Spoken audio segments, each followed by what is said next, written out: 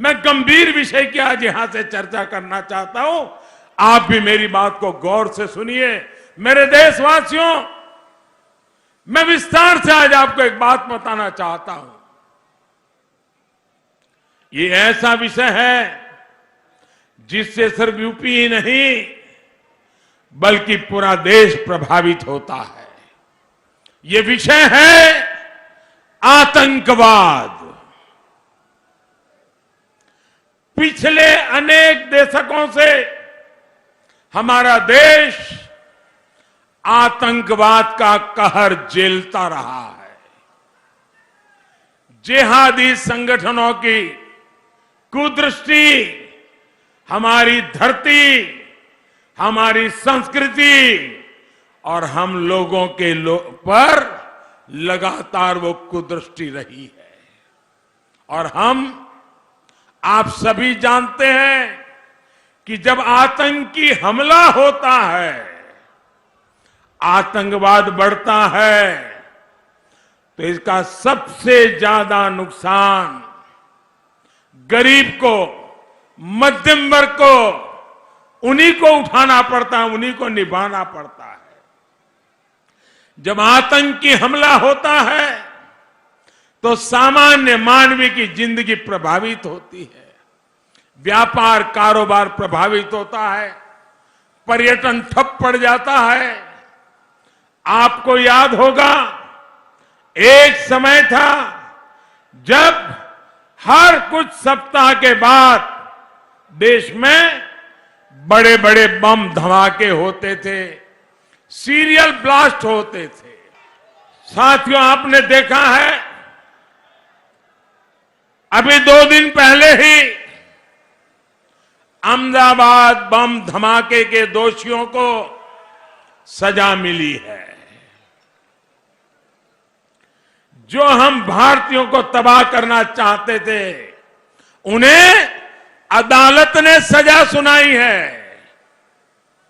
अनेक आतंकवादियों को फांसी की सजा मिली है। दोस्तों,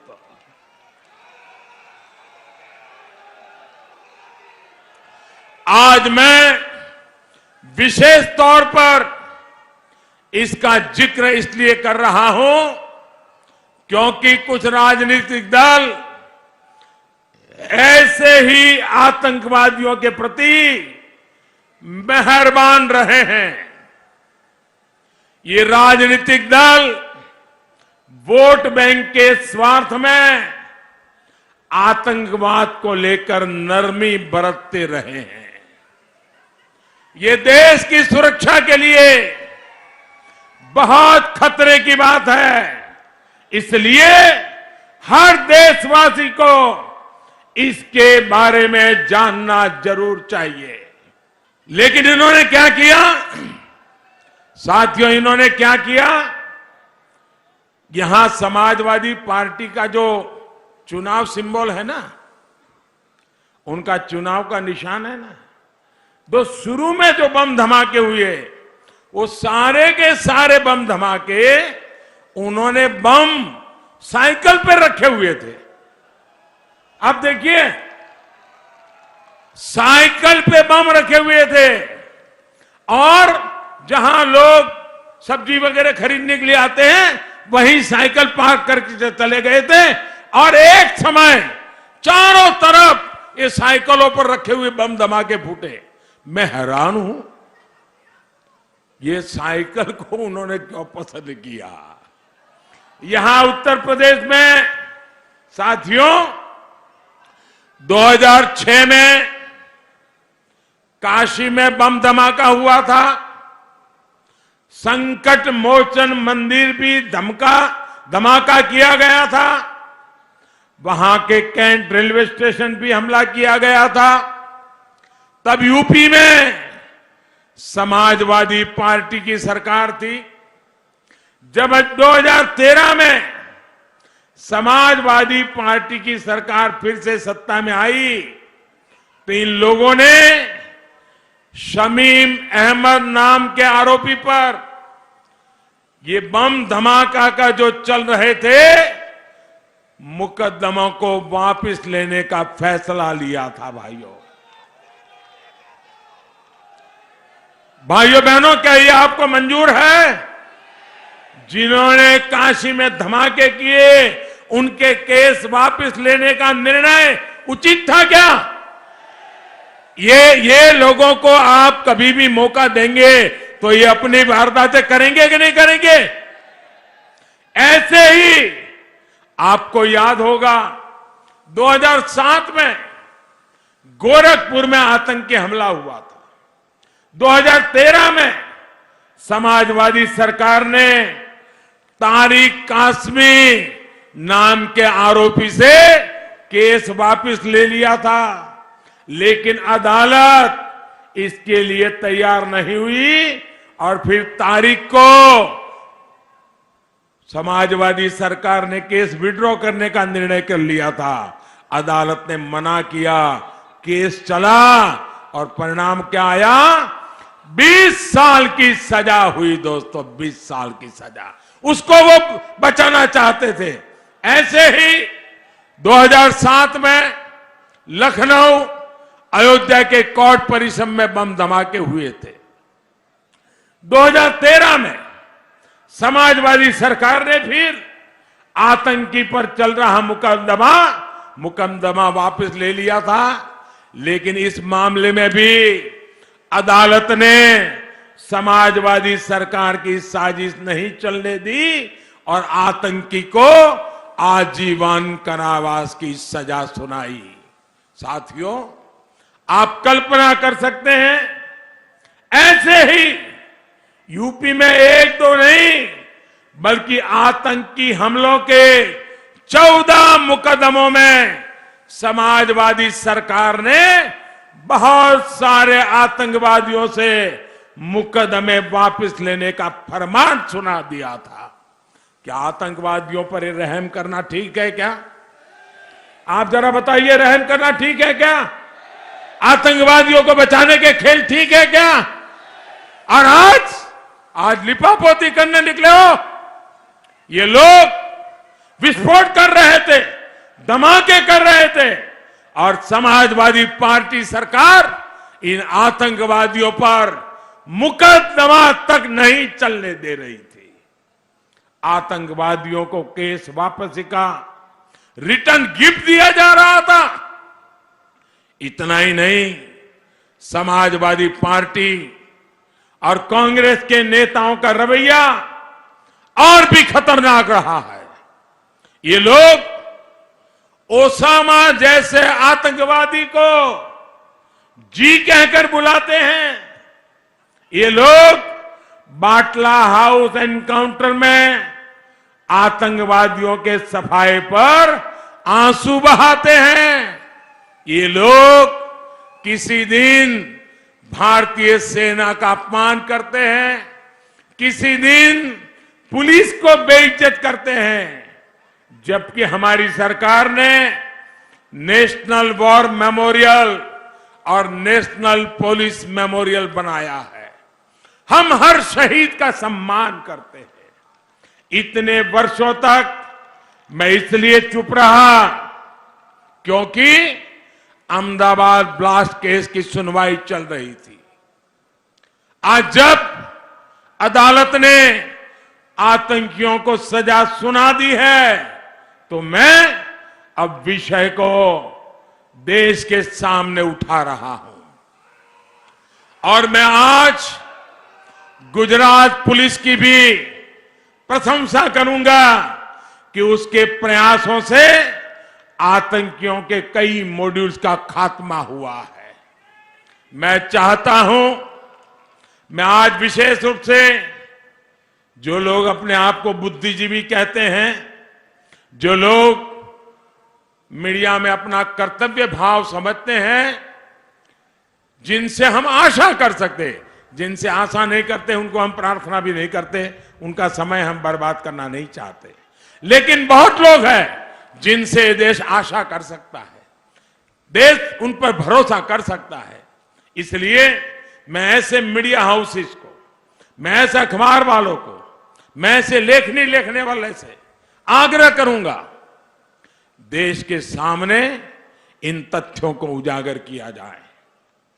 अब अदालत ने जब न्याय दे दिया है, तब देश के लोगों के सामने पर्दे के पीछे की बातें खोज करके मिलाना, पहुंचाना, मुझे विश्वास है अगर ये चुनाव की आपाधापी न होती तो सब हफ्तों तक, ये अहमदाबाद के अदालत का फैसला है, हफ्तों तक चलता। मैं चाहता हूं ये सच्चाई देश के सामने आनी चाहिए।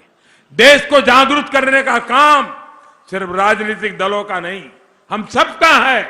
और इसलिए मैं विशेष रूप से मीडिया की चुपकीदी चल रही है, मैं उनसे कहता हूं जी खोल करके सच्चाई देश के सामने लाइए और देश की रक्षा में आप भी सहायक बनिए।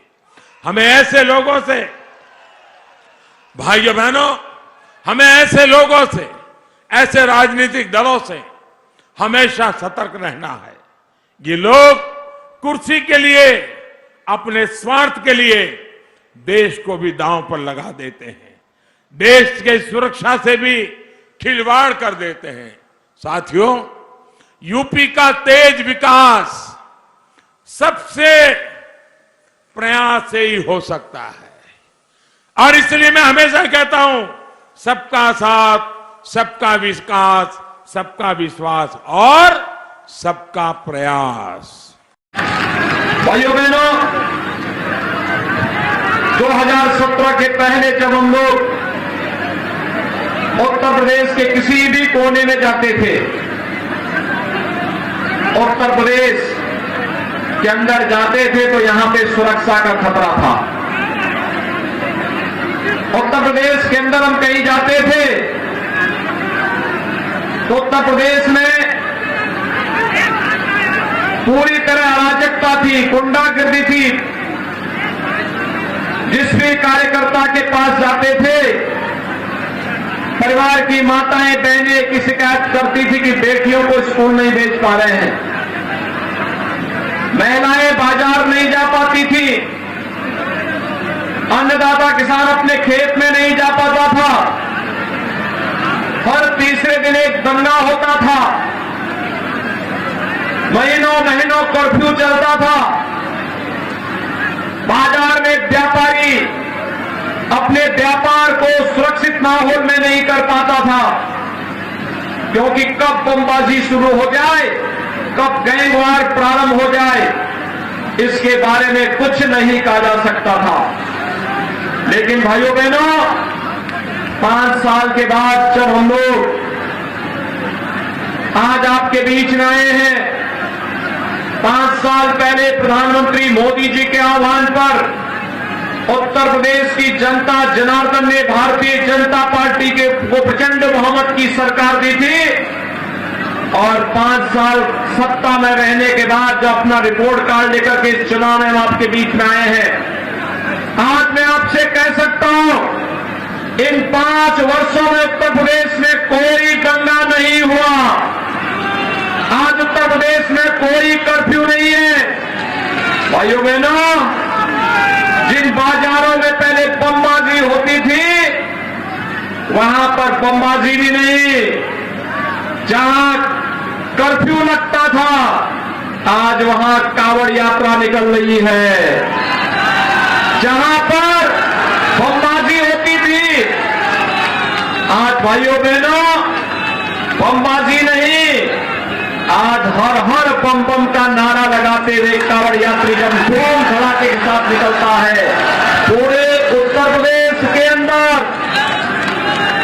शिव भक्तों की लहर, उत्तर प्रदेश के अंदर भक्ति का सा माहौल बना करके उत्तर प्रदेश के अंदर एक नई शक्ति का संचार करता हुआ दिखाई देता है। ये वही दंगाई कहां चले गए? उन्हें मालूम है क्या उत्तर प्रदेश में दंगा करेंगे तो बाप दादों की सारी कमाई सरकार जब्त कर देगी और उल्टे जेल में अलग से जाना पड़ेगा। आज प्रदेश में दंगा नहीं होता, आज प्रदेश में शांति का माहौल है, प्रदेश विकास की नई ऊंचाइयों को छूता हुआ आगे बढ़ रहा है। प्रदेश में पर्व और त्योहार शांतिपूर्ण तरीके से मनाए जाते हैं। पहले होली और दीपावली आती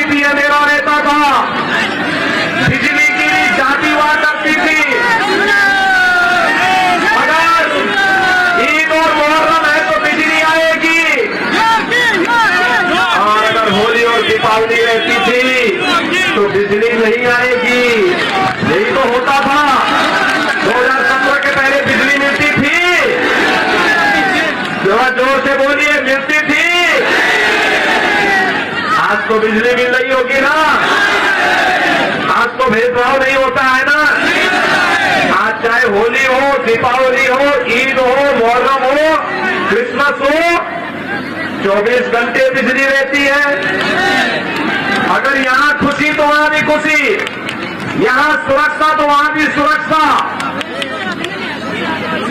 25 करोड़ जनता को सुरक्षा का माहौल देने का कार्य भारतीय जनता पार्टी की डबल इंजन की सरकार ने किया है। आज प्रदेश की बेटी देखो स्कूल जा सकती है। आज प्रदेश का व्यापारी प्रदेश के अंदर कहीं भी अपना व्यापार कर सकता है। उसको कोई भी न कोई धमकी दे सकता है, न उससे कोई गुंडा टैक्स वसूली कर सकता है, और हमारे नौजवानों की भविष्य के साथ भी कोई खिलवाड़ नहीं कर सकता है। पहले भाइयों बहनों नौकरी आती थी, समाजवादी पार्टी का कुनबा, चाचा भतीजे का कुनबा निकल पड़ता था अवैध वसूली में। नौजवानों को नौकरी नहीं मिलती थी, भर्ती के नाम पर घोटाला होता था, न्यायालय उस पर स्टे करता था, भर्ती फिर रद्द हो जाती थी। भाइयों बहनों, आज तो प्रदेश के अंदर 5 वर्ष में 5 लाख नौजवानों को सरकारी नौकरी दे दी। सुरक्षा का बेहतर वातावरण बनने के कारण आज प्रदेश के अंदर व्यापक पैमाने पे यहां पर आज कहीं कोई समस्या नहीं, निवेश हो रहा है, और निवेश का प्रतिफल हमारे नौजवानों को रोजगार के रूप में हम सबको प्राप्त हो रहा है। आज प्रदेश के अंदर हर एक क्षेत्र में खुशहाली लाने का प्रयास हो रहा है, और उस खुशहाली के माहौल में भाइयों बहनों, जब उत्तर प्रदेश विकास की एक नई रफ्तार को पकड़ रहा था, उसी समय कोरोना जैसी महामारी ने पूरी दुनिया को घेरा। कोरोना महामारी के कारण दुनिया के अंदर लाखों की संख्या में मौतें हुई। हर मौत हमारे लिए दुखद है, लेकिन भाइयों बहनों, प्रधानमंत्री मोदी जी के नेतृत्व में कोरोना प्रबंधन का बेहतर प्रयास किया गया। जीवन को भी और जीविका को भी बचाने का प्रयास हुआ, और सबके बावजूद प्रयास किया गया कि फ्री में टेस्ट हो, फ्री में उपचार हो, हर व्यक्ति को फ्री में वैक्सीन भी मिले। कितने लोगों ने वैक्सीन ले ली है? सीतापुर में, सेवता में कितने लोगों ने वैक्सीन ली है? सड़क के इस पार आप सबको बहुत बहुत धन्यवाद, आपका अभिनंदन। भाइयों बहनों, ये वैक्सीन कोरोना के खिलाफ देश की लड़ाई का प्रतीक है। कोरोना की तीसरी वेव कब आई, कब चली गई, कोई पता नहीं। कारण है आपने वैक्सीन ले ली थी, कोरोना आपका बाल बाका नहीं कर पाया। भाइयों बहनों, जो लोग वैक्सीन के खिलाफ दुष्प्रचार करते थे, कहते थे ये मोदी वैक्सीन है, कहते थे भाजपा वैक्सीन है, आज उनको जवाब दीजिए। अपने वोट की चोट से उनको जोरदार तमाचा मारिए और बोलिए कि अगर भाजपा वैक्सीन और मोदी वैक्सीन से जान बची है तो वोट भी हमारा भाजपा को ही जाएगा। फर्क साफ है, याद करिए भाइयों बहनों, फर्क साफ है। 2017 के पहले जो सरकार थी उसकी संवेदना गांव के लिए नहीं थी, किसान के लिए नहीं थी, नौजवान के लिए नहीं थी, महिलाओं की सुरक्षा के लिए नहीं थी। भाइयों बहनों, उसकी संवेदना किसके प्रति थी? कल अहमदाबाद के एक न्यायालय के द्वारा उस अहम फैसले से स्पष्ट हो जाता है, जिस फैसले में अहमदाबाद के सीरियल ब्लास्ट में दर्जनों लोग मारे गए थे, और जो आतंकवादी उस घटना को अंजाम देने वाले थे उसमें से कुछ उत्तर प्रदेश के भी थे। उत्तर प्रदेश के आतंकवादी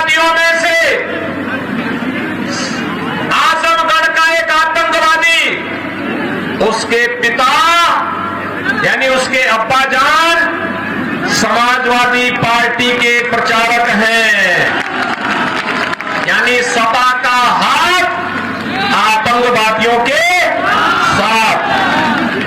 तो जो आतंकवादियों के प्रति जिसकी संवेदना होगी, क्या आप उसको समर्थन करेंगे? आखिर समाजवादी पार्टी ने 2012 में क्या किया था? जब आईएनएस ने आतंकवादियों के खिलाफ दायर मुकदमों को वापस लेने का प्रयास किया था, श्री राम जन्मभूमि पर आतंकी हमला करने वाले, संकट मोचन मंदिर पर आतंकी हमला करने वाले, लखनऊ, अयोध्या और वाराणसी की कचहरियों पर आतंकी हमला करने वाले,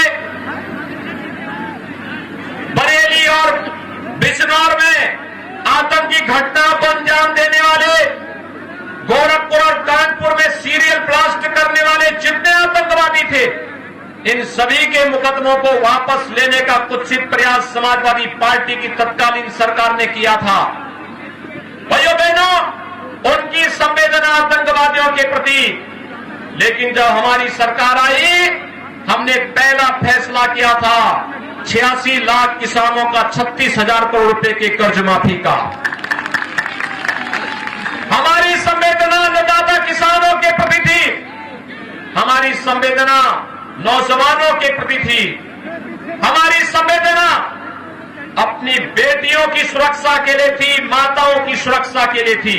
और यही कारण है कि आज प्रदेश की हर माता, हर बहन पार्टी लाइन से ऊपर उठकर, जाति, मत और मजहब की लाइन से ऊपर उठ करके भारतीय जनता पार्टी के कमल के चुनाव चिन्ह पर भारी संख्या में मतदान कर रही है। प्रथम 2 चरण के मतदान ने साबित कर दिया है, भारतीय जनता पार्टी प्रचंड बहुमत की सरकार बनाने वाली है, प्रचंड बहुमत की सरकार बना रही है। और भाइयों बहनों, प्रचंड बहुमत की सरकार ही मजबूत सरकार होती है। मजबूत सरकार का मतलब विकास की योजनाओं को लेकर के आने वाली, विकास के कार्यों को मजबूती के साथ करने वाली। मजबूत सरकार का मतलब जिसके एक हाथ में विकास की छड़ी हो, लेकिन दूसरे हाथ पर माफियाओं के छाती पर चढ़ाने के बुलडोजर का स्टीयरिंग भी हो। ये दोनों जब एक साथ चलेंगे तो विकास एक नई ऊंचाइयों तक पहुंचता हुआ दिखाई देगा।